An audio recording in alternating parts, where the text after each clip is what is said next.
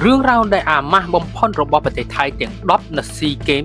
2025ថាមានរឿងរ៉ាវអ្វីខ្លះសូមមកស្ដាប់ទាំងអស់គ្នាមុនមកស្ដាប់រឿងរ៉ាវដល់អាម៉ាស់របស់ប្រទេសថៃសូមជួយចុច Subscribe និងចុច Like ដើម្បីផ្ដល់ចំកម្លាំងចិត្តឲ្យខ្ញុំបាទធ្វើវីដេអូបន្តទី10ប្រទេសថៃត្រូវបានសហព័ន្ធកីឡាបេតុងហាមមិនឲ្យធ្វើការប្រកួតនៅក្នុងស៊ីเกมសហេតុដោយសារប្រទេសថៃមិនបានរៀបចំឲ្យបានត្រឹមត្រូវទៅតាមស្តង់ដាររបស់កីឡាបេតុងពិភពលោកបានហាមឲ្យប្រទេសថៃមិនឲ្យរៀបចំការប្រកួតកីឡាបេតុងនេះឡើយហើយបើសិនជាមានរៀបចំការប្រកួតមានប្រទេសណាមួយទៅធ្វើការប្រកួតនឹងត្រូវធ្វើការបែនប្រទេសនោះមិនឲ្យចូលប្រកួតកីឡាបេតុងនេះរយៈពេល2ឆ្នាំ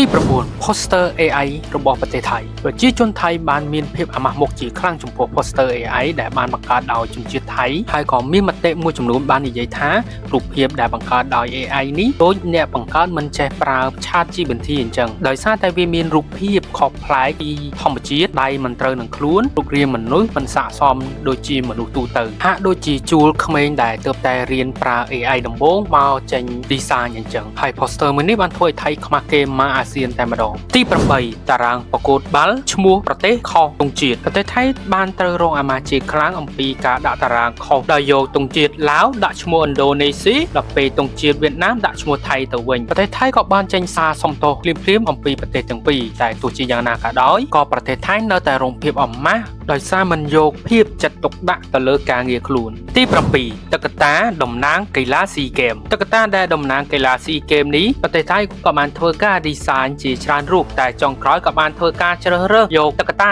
ដែលមានរូបទង់ជាតិថៃហើយភាពអាម៉ាស់នោះគឺថាក្មេង Gen Z បានសួរថាតើនេះជាអ្វីហើយតុក្កតានេះមានដើមកំណើតពីណាមកដូចធ្វើសម្រាប់ទុកជាកន្លែងក្មេងលេងអញ្ចឹងទី6ប្រទេសថៃធ្វើការត្រួតពិនិត្យភេទសញ្ជាតិឆ្លងដែនមកធ្វើការប្រកួតនៅប្រទេសថៃដោយពីមុនឡើយឃើញប្រទេសកម្ពុជាមានសញ្ជាតិបរទេសបានដូចជាជាតិមកជនជាតិប្រទេសកម្ពុជាដូចនេះប្រទេសថៃធ្វើការត្រួតពិនិត្យយ៉ាងល្អិតល្អន់ដោយខ្លាចខ្លួនមិនបានមេដាយមាសនៅក្នុងកីឡាស៊ីเกม2025នេះហើយក៏រងការរិះគន់យ៉ាងខ្លាំងពីសំណាក់អាស៊ានទី5មិនមានការវិភាគច្បាស់លាស់អំពីការប្រកួតកីឡានីមួយៗគ្មានការផ្សព្វផ្សាយអំពីកីឡាស៊ីเกมប្រជាជនប្រទេសថៃក៏គ្មានអ្នកណាដឹងថាប្រទេសថៃរៀបចំកីឡាស៊ីเกมនេះនៅក្នុងថ្ងៃណាផងដែរបានធ្វើឲ្យកីឡាស៊ីเกมនៅក្នុងប្រទេសថៃនេះហាក់ដូចជាមានភាពស្ងៀមស្ងាត់គ្មានភាពអ៊ូអរទាល់តែសោះមានតែភាពដ្រាម៉ានៅក្នុងបណ្ដាញសង្គមទី4ប្រទេសកម្ពុជាមិនចូលរួមប្រកួតកីឡាមួយចំនួននៅក្នុងស៊ីเกม2025ដើម្បីសុវត្ថិភាពរបស់អត្តពលិកកីឡាកររបស់ប្រទេសកម្ពុជា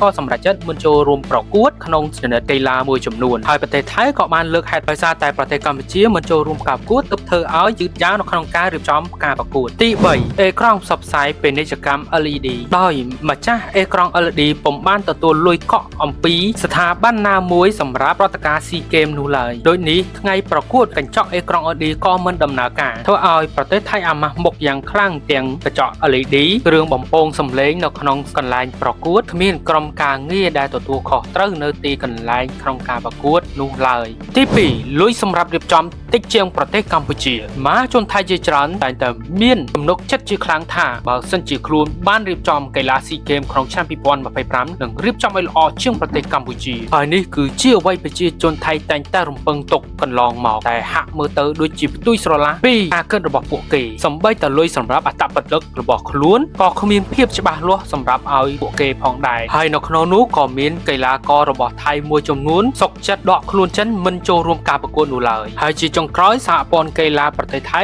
ក៏បានស្នើសុំឲ្យនាងមកចូលរួមការប្រកួតវិញហើយក៏នៅមានកីឡាករជាច្រើនទៀតរបស់ប្រទេសថៃកំពុងតែមានភាពវឹកវរហើយនឹងភាពមិនច្បាស់លាស់របស់អ្នករៀបចំនៅក្នុងកីឡាស៊ីเกมហើយនឹងភាពអាម៉ាស់ដែលមិនអាចទទួលយកបានទី1រឿងរ៉ាវដែលដ្រាម៉ាបំផុតនៅក្នុងប្រទេសថៃនោះគឺថាអ្នកដែលរៀបចំកម្មវិធីស៊ីเกมក្នុងឆ្នាំ2025នេះគឺជាអ្នក design រៀបចំកម្មវិធីបិទបើកកីឡាស៊ីเกมមករយៈពេល7ខែបានត្រូវបដូរផ្លាស់ភ្លាមជំនួសដោយអ្នកផ្សេងទៀតដែលមករៀបចំការងារត្រឹមតែរយៈពេល3ខែតែប៉ុណ្ណោះទោះបីជាបើកឆាកដំបូងបាក់មុខយ៉ាងណាក៏ដោយប៉ុន្តែអ្នករៀបចំកីឡាស៊ីเกมរបស់ប្រទេសថៃនៅតែអះអាងថាការបើកបិទកីឡាស៊ីเกม ប្រកបជាអស្ចារ្យមិនចាញ់ប្រទេសកម្ពុជានោះឡើយហើយប្រជាជនថៃជាច្រើនក៏ពុំមានការទុកចិត្តទៅលើអ្នករៀបចំនោះទេដោយសារតែបើក្បាលដំបងមកគឺរញ៉េរញ៉ៃបាត់ទៅហើយអ្វីវិញទៀតនោះគឺថាប្រទេសថៃតែងតែមានអំនួតរិះគន់ប្រទេសនេះប្រទេសនោះដែលរៀបចំកីឡាស៊ីហ្គេមមិនបានល្អដូចជាប្រទេសខ្លួនជាពិសេសនោះគឺរិះគន់ប្រទេសកម្ពុជានៅក្នុងឆ្នាំ2023នេះតែម្ដងទាំងដែលប្រទេសសមាជិកផ្សេងៗតែងតែលើកសើថាប្រទេសកម្ពុជាបានរៀបចំបានល្អទោះបីជាមិនល្អឥតខ្ចោះក៏ដោយហើយប្រទេសថៃតែងតែមានការរំពឹងទុកជាខ្លាំងថាខ្លួននឹងរៀបចំនៅក្នុងឆ្នាំ2025នេះឲ្យមានភាពអស្ចារ្យលើសកម្ពុជាទៅទៀតតែជាចុងក្រោយមិនបានដូចដែរអ្វីដែលខ្លួនរំពឹងទុកនោះទេមានតែភាពអាម៉ាស់តែខ្ញុំក៏សូមអរគុណដល់រដ្ឋាភិបាលដែលយកចិត្តទុកដាក់សម្រាប់ចិត្តមិនបញ្ជូនកីឡាករទៅប្រកួតនៅឯប្រទេសថៃហើយនេះក៏ជាមេរៀនមួយសម្រាប់ប្រទេសថៃដែលតែងតែមើលងាយកម្ពុជា